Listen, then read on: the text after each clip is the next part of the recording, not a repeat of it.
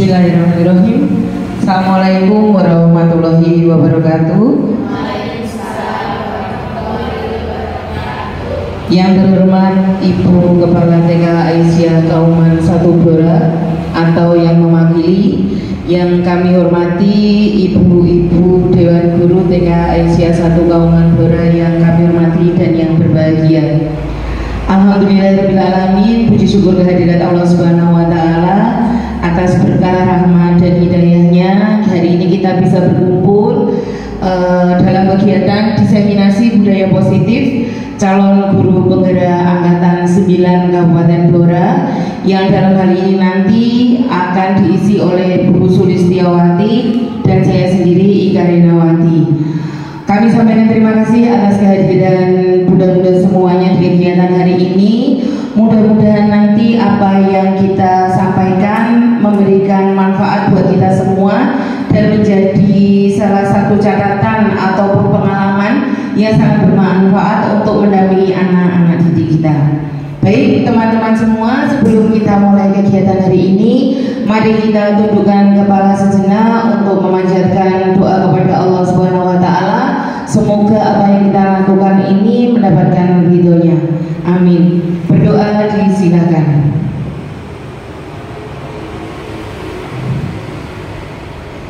Berdoa selesai.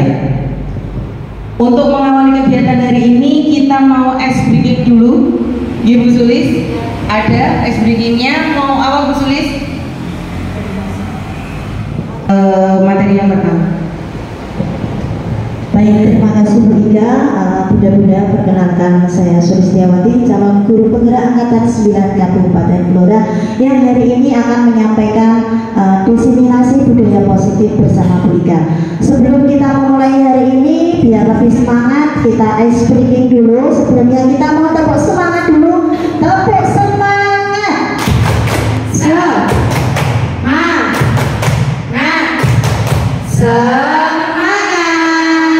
Oke, ice breaking hari ini adalah ketika saya menunjuk nama, bunda-bunda bisa menyebutkan hewan berkaki 4. Kemudian setelah menyebutkan hewan berkaki 4, silakan tunjuk nama temennya, juga menyebutkan hewan berkaki 4 yang belum disebutkan temennya. Siap ya bunda ya? Nah, kita maju atau bagaimana Bu Ida? Kita bikin lingkaran ya. Oke, yuk kita bikin lingkaran dulu di sebelah sini ya. Yuk, gak apa-apa, tidak masalah. Baiklah, siap ya, konsentrasi. Kalau saya menunjuk nama, silakan sebutkan binatang berkaki 4. Siap ya? Ya. Evi. Oke, tunjuk siapa? Udah, Bu Mika. Kambing. Bu Khair. Kucing. Juga. Iya. Tunjuk temennya. Harimau. Oke. Bufian.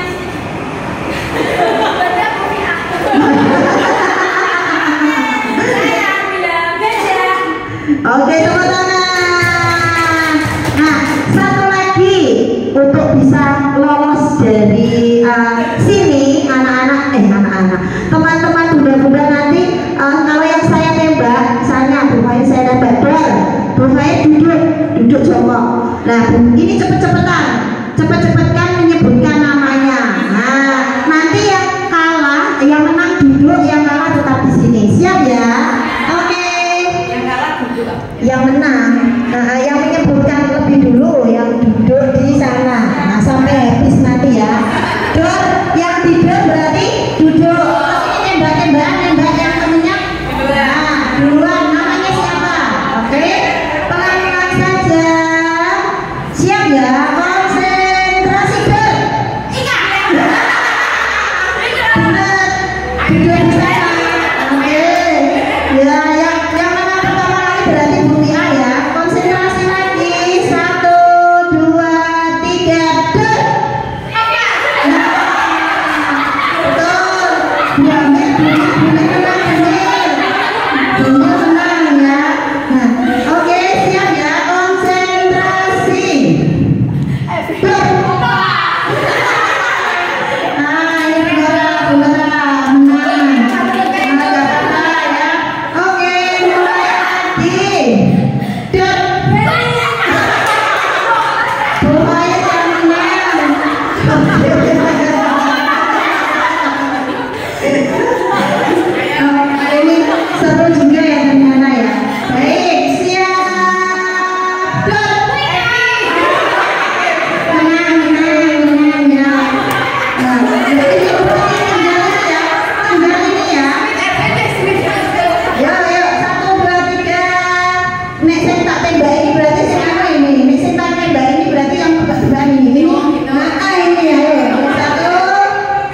2, 3, ber.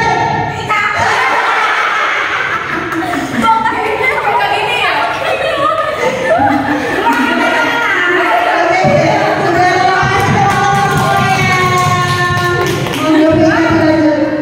Baik, terima kasih luar biasa teman-teman. Wah, jadi semangat ya. Datang para peminat, mari belajar bersama, berkolaborasi, saling mendukung demi mewujudkan disiplin positif di sekolah kita tercinta. Ini adalah salah satu tujuan kegiatan kita untuk hari ini. Next. Oke.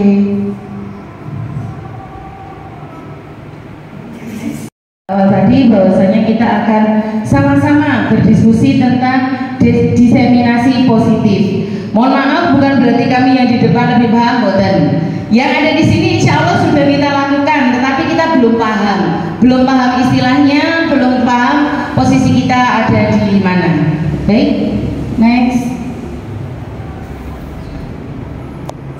Di zamannya beliau sudah berpikir jauh sampai sekarang. Menurut Kiai, nah kan salah lagi. Mohon maaf, Kiai Haji Dewantara menjelaskan bahwa tujuan pendidikan yaitu menuntun segala kodrat yang ada pada anak-anak agar mereka dapat mencapai keselamatan dan kebahagiaan setinggi-tingginya, baik sebagai manusia maupun sebagai anggota masyarakat. Oleh karena itu, pendidik hanya dapat menuntun saja, tumbuh dan hidupnya kekuatan kodrat yang ada pada anak-anak agar dapat memperbaiki lakunya, bukan dasarnya. Hidup dan tumbuhnya kekuatan kodrat anak. Jadi dalam pemikiran Kiai Haji Dewantara itu anak punya dua kodrat. Yang pertama adalah kodrat alam, dia sebagai individu, kemudian tempat tinggal dan sebagainya. Kemudian yang kedua adalah kodrat zaman. Dalam Islam juga ada, didiklah anak sesuai dengan zamannya. Baik, kemudian ini yang berikutnya Kiai Haji Dewantara sebelumnya Kiai Haji Dewantara seperti seorang petani atau tukang kebun. Jadi anak-anak itu adalah benihnya atau bibitnya yang kemudian disemaikan dan ditanam oleh Pak Tani atau tukang kebun di lahan yang telah disediakan. Kita fungsinya hanya untuk merawat, menuntun ke arah yang lebih baik. Next. Sebelumnya, iya teman-teman semuanya, kalau kita ikuti perjalanan pendidikan kita dalam artian proses pendidikan atau sistem pendidikan yang di Indonesia yang awalnya adalah berpusat kepada guru. Kalau dalam zaman dulu gitu ya, jadi guru menyediakan apa itu yang kita kerjakan. Mau tidak mau, suka tidak suka, pokoknya seperti itu dalam hal apapun. Nah, paradigma yang sekarang adalah pembelajaran dirancang berdasarkan prinsip pembelajaran yang terdiferensiasi, sehingga setiap siswa belajar sesuai dengan kebutuhan dari tahap perkembangan untuk mewujudkan profil pelajar Pancasila. Baik teman-teman, sebelum lanjut mungkin ada yang bisa berbagi apa yang dimaksud dengan pembelajaran terdiferensiasi. Monggo, itu sudah ada sebenarnya. Ada yang mau usul, ada yang mau menyampaikan pendapat? Silakan. Monggo. Coba. Assalamualaikum warahmatullahi wabarakatuh. Sebelumnya terima kasih Bu Ika karena sudah memberi kesempatan saya untuk memberikan pendapat saya tentang terdiferensiasi. Tapi mohon maaf deh kalau nanti salah atau gimana tadi. Tidak ada yang salah. Sampaikan mau. Menurut saya pembelajaran terdiferensiasi itu pembelajaran yang metodenya itu berbeda-beda begitu. Seumpama kalau kita di sini kan sudah kurikulum K13. Kalau dulu kurikulum Merdeka. Sebelumnya ada yang sentra, kelompok atau seperti apa, metode seperti itu. Dan nanti disatukan seperti itu. Jadi nanti anak ini ada yang pembelajarannya metode ini, dan metode itu seperti itu. Kalau menurut saya seperti itu, Bika. Terima kasih, mohon koreksinya. Terima kasih Bu Jua, luar biasa ya. Jadi yang disampaikan Bu Jua tadi adalah sesuai dengan keinginan anak, intinya seperti itu, okay? Kemudian ada penggabungan di kurikulum Merdeka itu baik sentra maupun area bisa dilaksanakan secara bersama-sama. Ada yang lain yang mau menyampaikan pendapat? Sampun, baik teman-teman. Pembelajaran yang terdiferensiasi itu adalah pembelajaran yang sesuai dengan minat dan bakat anak. Jadi kenapa kemudian sekarang itu kita kenapa memaksimalkan penggunaan LUSPA di kegiatan pembelajaran? Salah satunya adalah itu, supaya anak dapat belajar sesuai dengan minat dan bakatnya. Anak-anak yang biasa bergerak ke sana kemari, kalau disuruh duduk kemudian mengerjakan tugas, pasti dia merasa tidak nyaman. Tadi sampai ini ya, sampai menyediakan LUSPAR, contohnya memaksimalkan pemanfaatan LUSPAR yang ada di kelas ya. Jadi anak-anak yang tipikal belajarnya memang dia selalu bergerak, dengan anak-anak yang anteng itu beda penanganannya. Kemudian tujuannya adalah untuk mewujudkan profil pelajar Pancasila. Next. Nah ini ada 6 dimensi profil pelajar Pancasila. Sudah hafal? Sudah? Kalau ini hafal, kalau menyebutkan belum ya. Yang pertama adalah beriman dan bertakwa kepada Tuhan Yang Maha Esa dan beramal mulia. Kemudian berkebinekaan global, bergotong royong, kreatif, mandiri dan bernalar kritis. Ya itu nanti kita akan kupas. Kalau dikupas lama, jadi nanti kita akan coba mengarahkan apa yang kita lakukan ke sana, ke profil pelajar Pancasila. Baik teman-teman, di kesempatan kali ini nanti kita akan belajar bersama-sama tentang disiplin positif. Disiplin positif ini adalah upaya yang kita terapkan di sekolah supaya kegiatan pembelajarannya lebih nyaman. Kemudian apa yang kita tujuan kita untuk hari itu bisa terlaksana dengan baik. Jadi ini butuh proses panjang, tapi insya Allah kita bisa. Yang pertama, disiplin berasal dari kata disiplina, yang artinya adalah belajar. Disiplin mengacu pada disiplin diri yang memiliki tanggung jawab terhadap apa yang dilakukannya berdasarkan nilai-nilai yang diyakini. Kemudian disiplin positif merupakan salah satu cara untuk penerapan disiplin yang bertujuan untuk menumbuhkan kesadaran serta memberdayakan peserta didik tanpa imbalan penghargaan atau reward, ancaman ataupun hukuman. Tugas kita sebagai guru atau pendidik adalah menciptakan peserta didik yang memiliki disiplin diri sehingga mereka berperilaku mengacu kepada nilai-nilai kebajikan universal dan memiliki motivasi intrinsik dalam perubahan perilaku ke arah yang lebih baik. Ini ya, menciptakan peserta didik yang memiliki disiplin diri, berperilaku berdasarkan nilai-nilai kebajikan universal. Itu yang kedua. Yang ketiga, memiliki motivasi intrinsik. Nanti akan kita bahas bersama motivasi intrinsik itu yang seperti apa untuk perubahan perilaku ke arah yang lebih baik. Next. Ini ada 3 disiplin positif. Yang pertama adalah upaya penerapan disiplin kepada peserta didik tanpa adanya hukuman dan ancaman. Kemudian yang kedua, peserta didik memiliki kesadaran dalam melakukan budaya positif karena motivasinya sendiri, bukan karena pujian, ancaman maupun hukuman. Kemudian yang ketiga, disiplin positif mengarah pada disiplin diri dalam mengontrol semua tindakan. Jadi ini garis besar tentang bagaimana disiplin positif yang akan kita terapkan kepada peserta didik. Next. Nah ini tadi motivasi perilaku manusia. Ada beberapa motivasi atau sesuatu yang itu nanti menjadi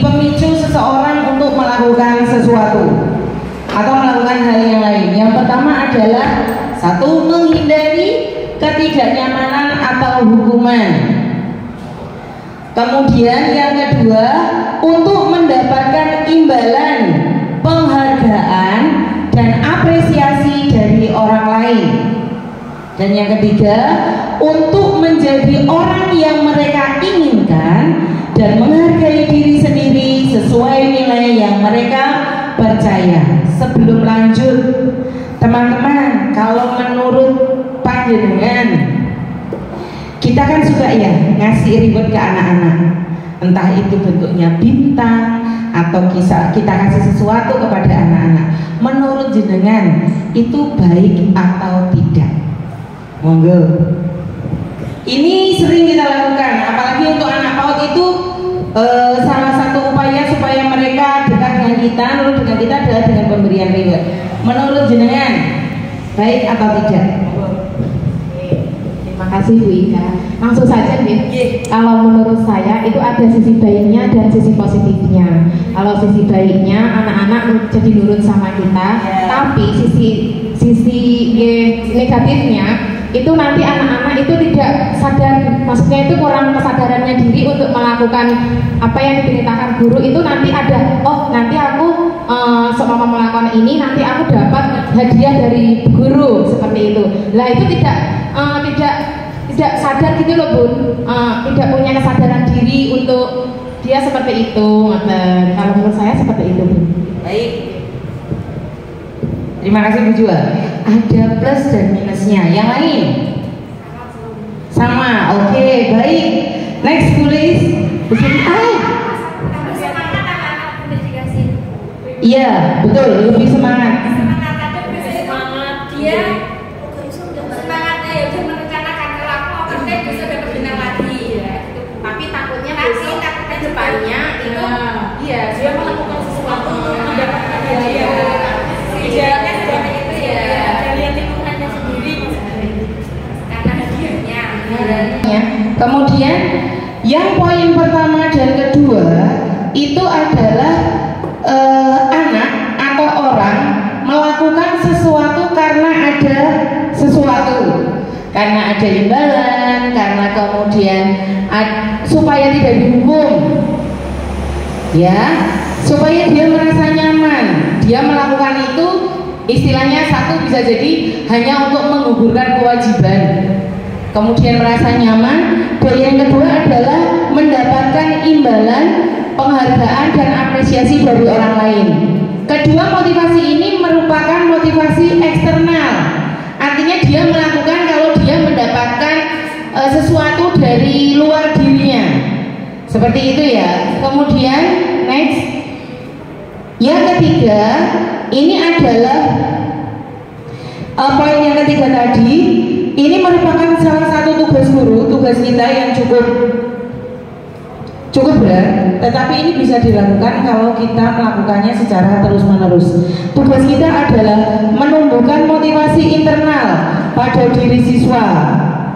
Motivasi internal untuk apa? Untuk menjadi orang yang mereka inginkan. Artinya dia menjadi dirinya sendiri dan menghargai diri sendiri sesuai nilai yang mereka percaya.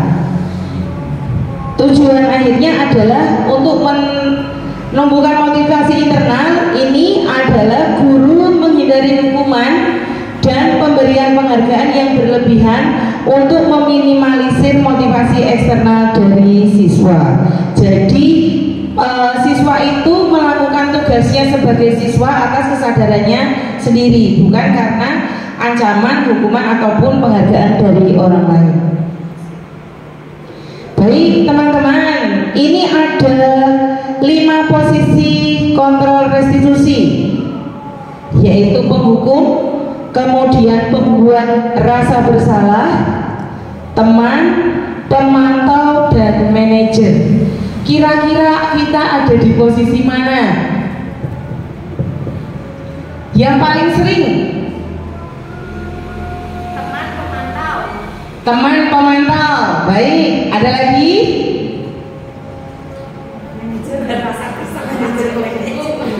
Manajer. Keren kalau sudah manajer. Penghukum. contohnya penghukum. Ya karena Betul, pinter Bu Okta. Mengeluarkan anak dari kelas itu adalah salah satu contoh penghukum. ya Nah, pernah Bu? Pernah. Alhamdulillah mengakui dengan jujur. Oke, kemudian kalau membuat rasa bersalah, misalnya kamu di sini gini penyebab temannya misalnya kayak nangis. Oh ya bisa. oh iya, betul. Oke, kalau teman, Kalau ada yang sedih, ditanya misalnya kenapa, kan bisa terus jadi teman. Kalau di kelas saya seringnya kayak gini, Bu, aku punya minuman seperti ini, guru mau. Terus dia seolah sebagai penjual kayak gitu. baik, betul. Kalau memantau, baik. Yuk kita lihat sama-sama. Di mana sih posisinya? Yang pertama penghukum. Seorang penghukum bisa menggunakan hukuman fisik maupun verbal. Fisik mungkin tidak, verbal iya. Iya. Orang-orang yang menjalankan posisi penghukum senantiasa mengatakan bahwa sekolahan memerlukan sistem, aturannya harus seperti ini dan sebagainya dan sebagainya. Kemudian yang dapat lebih menekan murid-murid lebih dalam lagi. Nah, ini yang bawah itu adalah efek yang dihasilkan kalau kita menempatkan diri sebagai penghukum. Kemungkinan muridnya marah, kemudian mendem, semakin marah gitu ya. Kemudian bisa jadi dan seterusnya ini ada kembali duduk, tapi dia melakukan kegiatan yang lain. Artinya dia sudah tidak respect sama gurunya karena kecewa. Kemudian, nah ini kalau ini yang terakhir sepertinya di lembaga PAUD tidak ya, sampai mencoret-coret menggores kendaraan sepertinya tidak. Karena kalau anak-anak dijemput sudah langsung dengan orang tuanya. Baik, ini posisi penghukum pembuat rasa bersalah. Posisi ini biasanya guru akan bersuara lebih lembut, tidak menggebu-gebu seperti di penghukum. Menggunakan keheningan yang membuat orang lain merasa tidak nyaman, bersalah atau rendah diri. Ini juga karena memang lebih ke apa nih? Maksudnya tidak ke tindakan ya, lebih ke kalimat. Bisa jadi mungkin anak-anak diam, tapi mereka rasanya gimana gitu ya? Rasanya gimana gitu. Jadi kalau yang anak-anak dihukum, apa kita sebagai penghukum kan anaknya bisa saja lebih agresif, bisa saja menjawab pertanyaan, berteriak dan sebagainya. Sedangkan kalau yang dirasa bersalah itu bisa jadi muridnya diam, tapi dia memendam sesuatu. Jadi nanti bisa seperti suatu saat itu akan meledak. Kalau sudah istilahnya sudah penat, bisa jadi itu akan terungkapkan dengan hal yang lebih berbahaya. Tidak menyakiti murid. Kemudian berupaya mengontrol murid melalui persuasif. Bisa negatif atau bisa juga positif. Jadi ini biasanya gurunya lebih sering ngajak guyon, santai, gitu deh. Tetapi ini juga ada hal negatif atau sisi negatif adalah kalau gurunya tidak membantu, nanti muridnya akan merasa kecewa. Kemudian dia tidak mau melakukan atau tidak mau berusaha. Ini sepertinya sering ada di kelas kita ya. Jadi maksudnya kita sih baik, memberi motivasi, kemudian kita berusaha menjadi teman buat mereka. Tetapi kalau kita tidak ada di dekat mereka atau kita anak itu berhadapan dengan guru yang lain, bisa jadi nanti rasa itu ada. Aku sama bu guru ini diperlakukannya seperti ini. Dengan guru yang sekarang kok tidak sama, itu juga akan menimbulkan kekecewaan. Kemudian yang selanjutnya, posisi pemantau atau mengawasi. Ini biasanya kamu di luar dulu berapa menit, nanti kalau sudah selesai boleh masuk lagi. Contohnya seperti itu. Misalnya ada anak rame nih di kelas, diberikan tawaran. Jadi sebelum batas itu terpenuhi, dia tidak boleh masuk. Jadi posisi gurunya benar-benar mengawasi detik per detik, menit per menit seperti itu. Nah ini murid memahami konsekuensi yang harus dijalankan karena telah melanggar salah satu peraturan sekolah. Gurunya juga tidak pakai marah-marah kalau ini. Ada anak-anak yang memang butuh pengakuan khusus. Kalau bahasa kerennya itu eksibisionis. Dia butuh perhatian khusus. Untuk anak-anak PAUD itu wajar, tetapi kalau sudah di SD dan seterusnya itu memang agak ini ya. Nanti gurunya tidak bisa melakukan hal yang lain, harus fokus ke dia saja. Next, ini adalah posisi manajer. Posisi manajer ini mungkin sudah kita lakukan, tetapi tidak full langkah-langkahnya. Bisa jadi tadi Bu Nora bilang ada di posisi manajer, posisi di mana guru berbuat sesuatu bersama dengan murid, mempersilahkan murid mempertanggungjawabkan perilakunya, mendukung murid agar dapat menemukan solusi atas permasalahannya sendiri. Seorang manajer akan berkata, apa yang kita yakini ini nanti berkaitan dengan keyakinan kelas. Jadi beberapa minggu ini kami yang dari calon guru penggerak ini mendapatkan tugas untuk membuat keyakinan kelas. Kalau sederhana kita sudah, tapi mungkin belum lengkap. Aturan main ada di situ, ya Bu Sulis ya. Tetapi memang kita tidak pakai tahap-tahapannya, menyusun aturan main atau aturan kelas itu seperti apa. Murid sudah mengetahui adanya suatu masalah dan sesuatu perlu terjadi.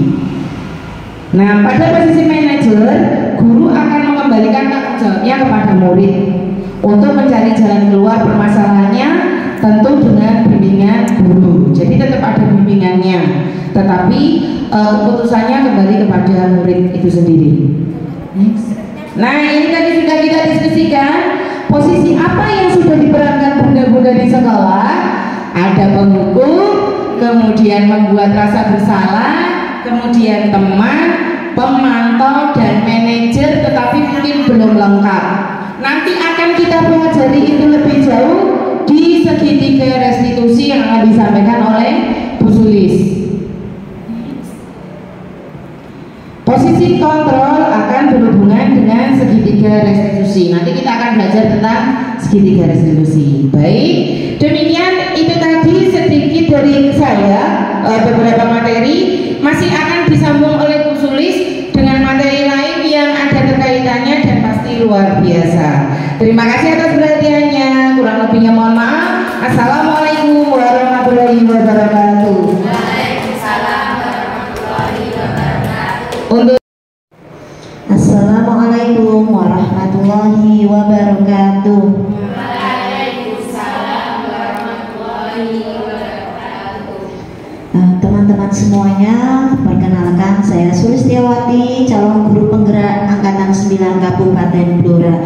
Tadi seperti yang sudah disampaikan Bu Ika, bahwa kali ini kita menyebarkan pemahaman dan budaya positif di TK Aisyah 1 Kauman Blora.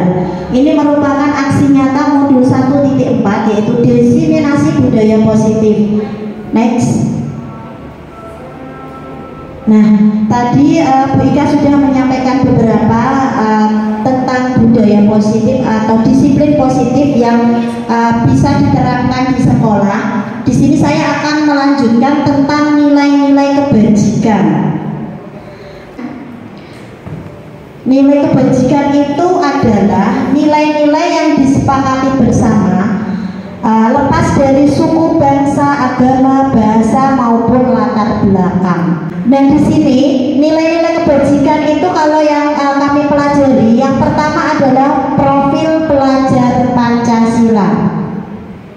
Kenapa profil pelajar Pancasila?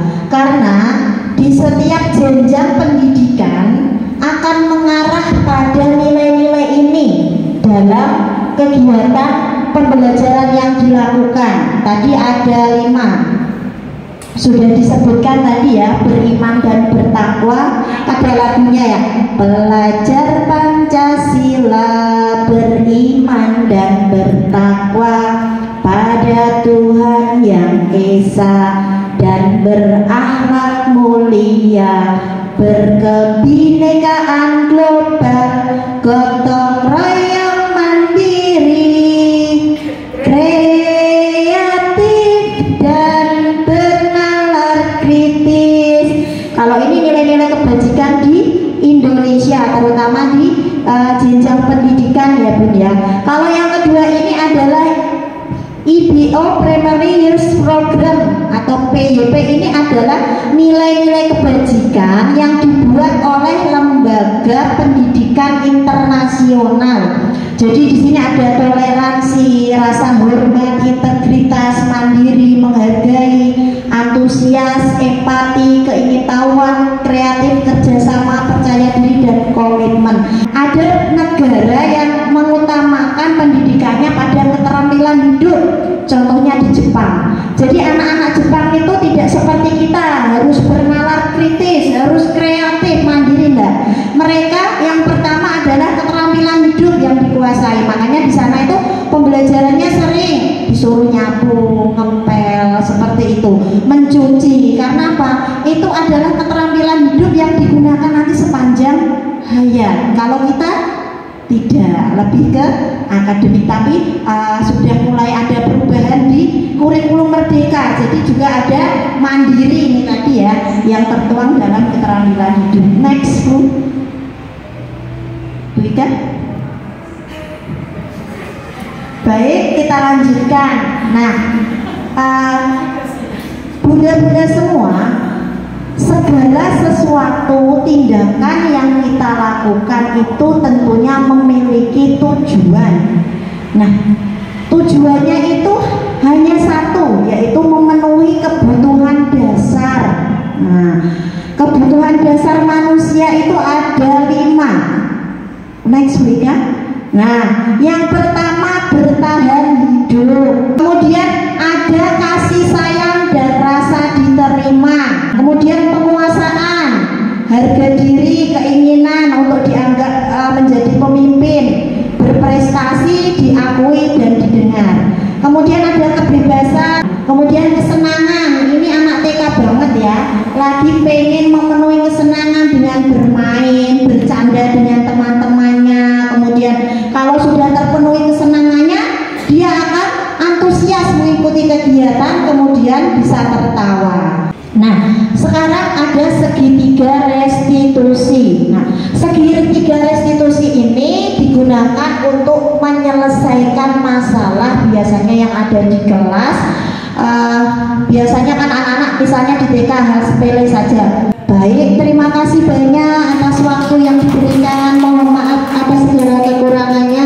Terima kasih. Semoga apa yang kita pelajari bersama hari ini membawa manfaat. Wassalamualaikum warahmatullahi wabarakatuh. Baik, terima kasih untuk paparan dari Bu Sulis. Mudah-mudahan ini nanti bisa saling melengkapi. Jadi apa yang saya sampaikan dan juga disampaikan Bu Sulis mudah-mudahan ada manfaatnya.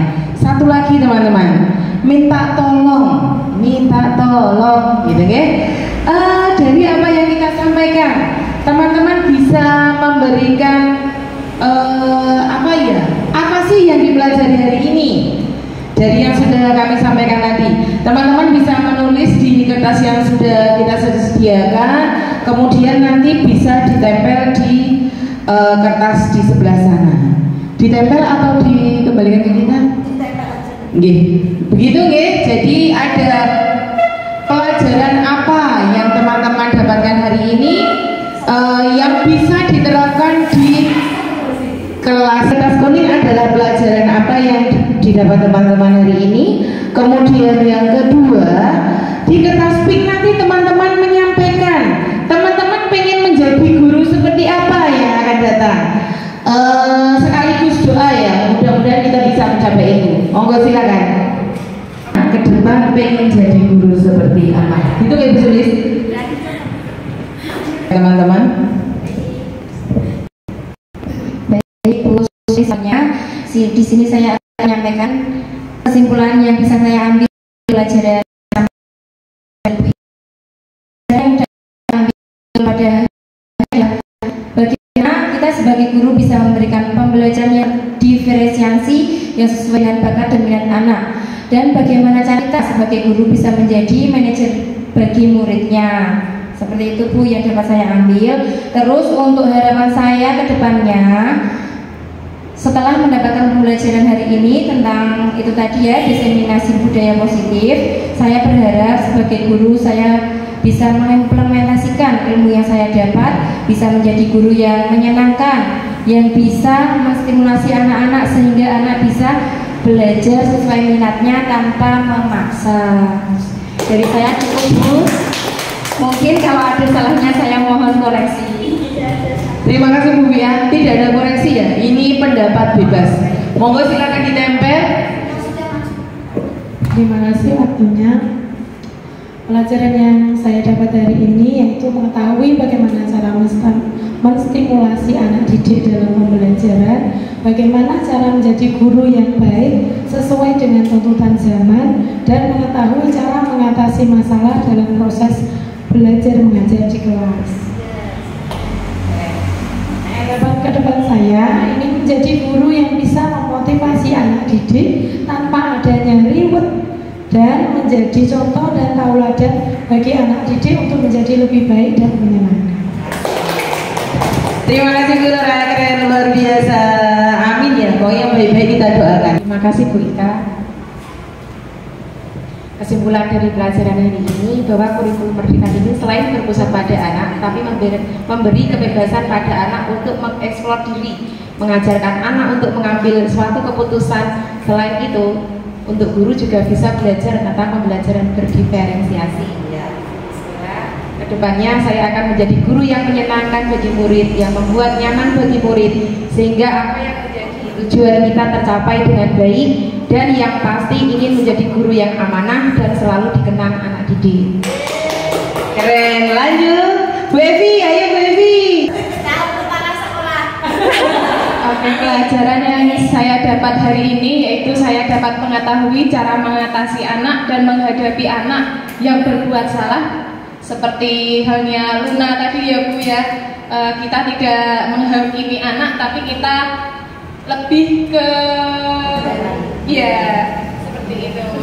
Terus kedepannya saya ingin menjadi guru manajer seperti itu, dan guru yang menyenangkan tanpa adanya tekanan terhadap anak-anak. Luar biasa Bu Olta. Lanjut Bu Bian, monggo minta Tapi kalau salah gimana? silakan.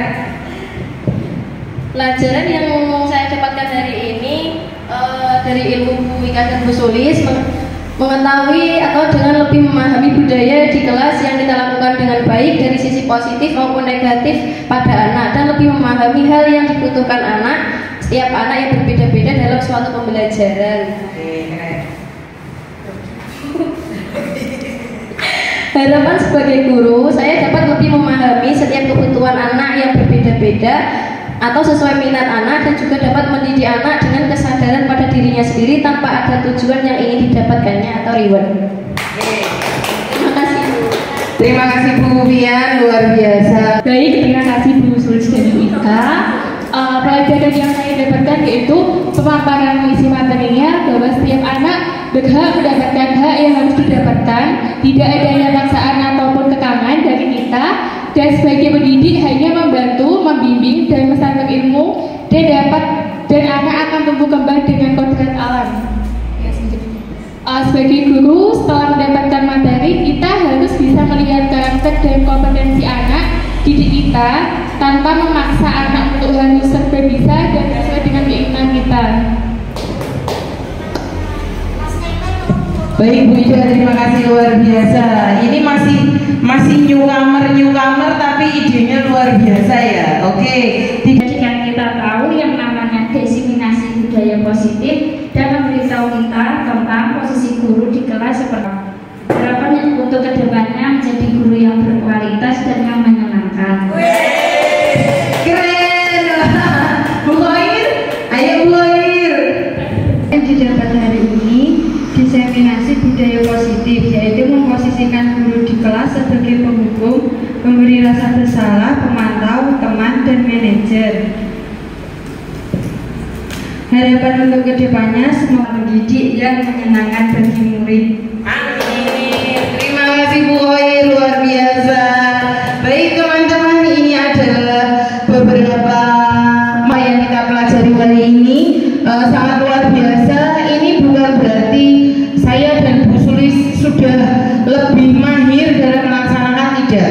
Kami juga masih dalam proses belajar. Dan perlu kita sadari bersama bahwasanya belajar itu sepanjang hayat. Tidak hanya textbook dari apa yang kita baca atau apa yang kita baca di buku maupun di media elektronik, tetapi juga dari apa yang. Jadi setiap tahun pasti ada sesuatu yang berbeda di kelas kita, dan itu luar biasa. Baik, terima kasih teman-teman semua yang sudah mengikuti kegiatan hari ini dengan baik, dengan serius ya.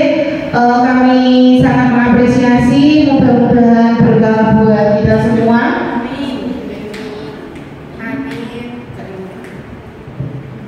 Nominasi dari calon guru penggerak angkatan 9 Kabupaten Blora, dari TK Aisyah 1 Kabupaten Blora, saya Bu Ika Rinawati dan juga Bu Sulistiawati menyampaikan terima kasih banyak atas perhatian dan juga partisipasi teman-teman semuanya. Sebelum kita akhiri, mari kita baca alhamdulillah bersama-sama. Alhamdulillahirobbilalamin, dan doa penutup majelis.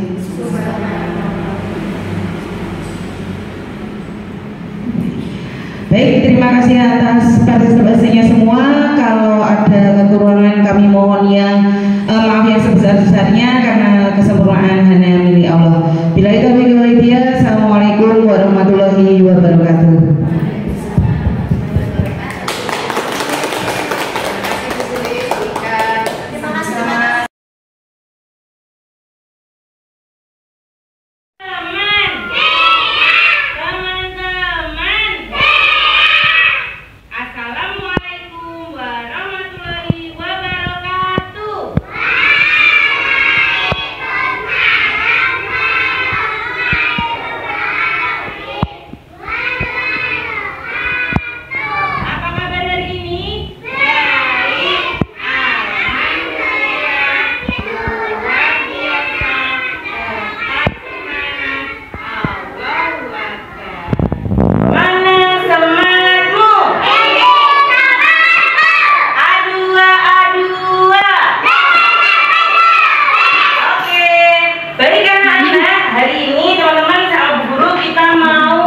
membuat kesepakatan kelas.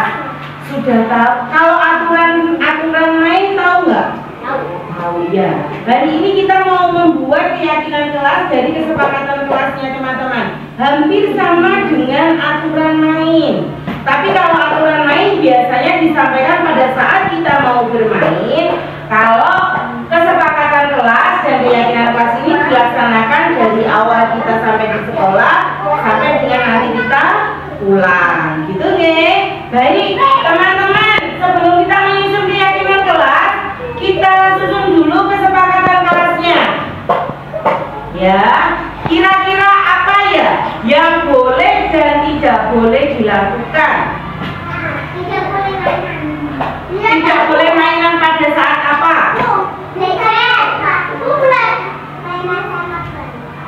Boleh. Tidak boleh mainan saat belajar. Coba ini. Mana ya? Tidak boleh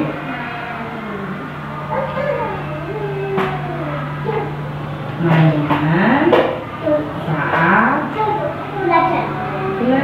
Apa lagi? Kalau kita mau memulai kegiatan sebaiknya apa tadi?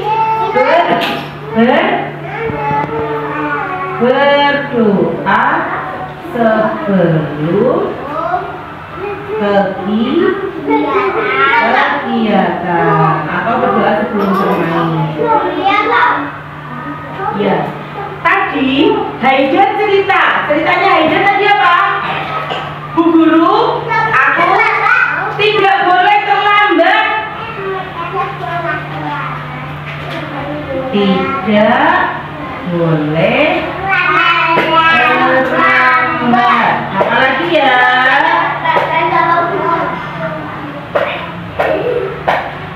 Apalagi ya? Kalau kita lihat ada salah satu teman kita yang tidak membawa bekal, kira-kira bagaimana? Kenapa? Dikasih jajan.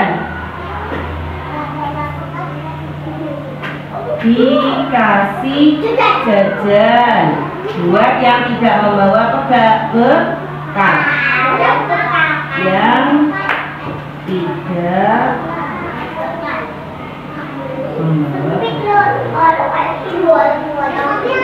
panjangnya. Oke, lanjut teman-teman. Kalau kita lagi bermain, sebaiknya sebelumnya kalau lagi bermain boleh berebut atau bergantian.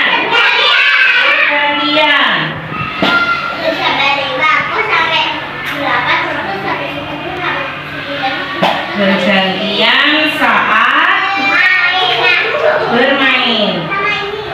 Teman-teman, mainan kita itu kan banyak ya. Mainannya banyak itu ya, kayak ini kata Nabil, mainannya banyak. Di sana juga masih ada. Kalau mainannya banyak itu dipakai buat sendiri atau dibagi sama teman?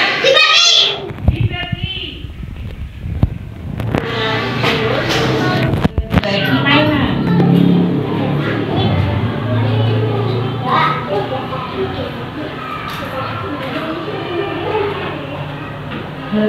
Oke, terus teman-teman, kalau Bu Guru atau teman yang lain sedang berbicara atau sedang bercerita, boleh tidak kita ngomong sendiri? Boleh nggak kita ngomong sendiri? Memperhatikan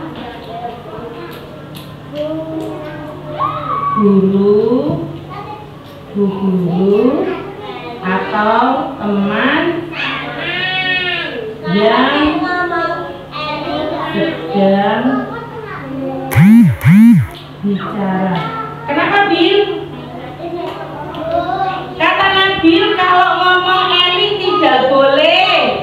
Ditulis ya. Tidak boleh ngomong jelek ya. Oke. Apalagi kalau kita habis makan jajan, dibuang. Apa yang dibuang? Dibuang di mana? Buang sampah.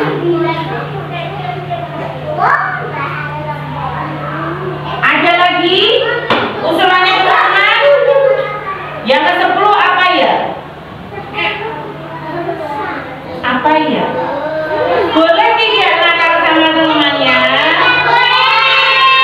Tidak baik.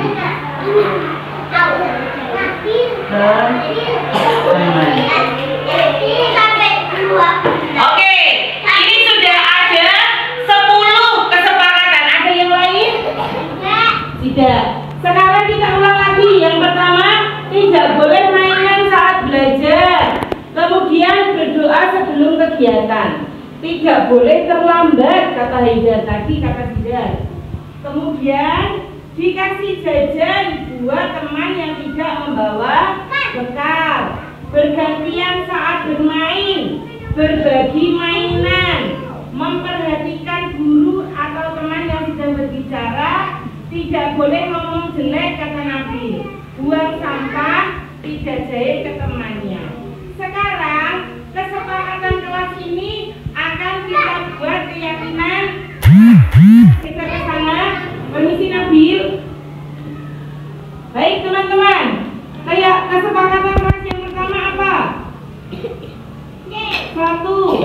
Berdoa dulu nggih. Berdoa sebelum dan sesudah belajar, sesudah kegiatan. Terus kalau kata lain dari tidak boleh terlambat, kemudian berpakaian sesuai jadwalnya itu apa ya? Disiplin. Disiplin. Kemudian yang ketiga, ini memberi jajan dan memberi berbagi mainan. Berbagi mainan dan bekal. Kemudian apa lagi?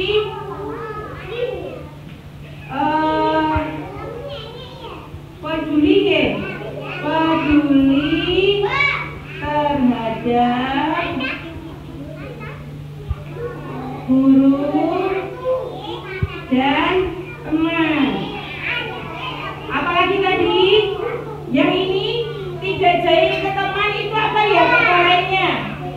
Sayang teman.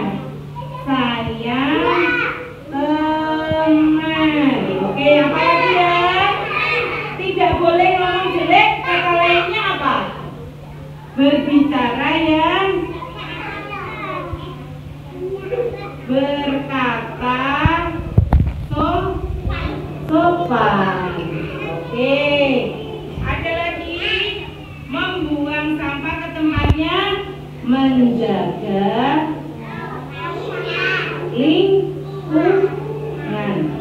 lingkungan kelas. Ya, sudah ya. Oke, ada lagi peduli terhadap guru dan teman, saling menghargai.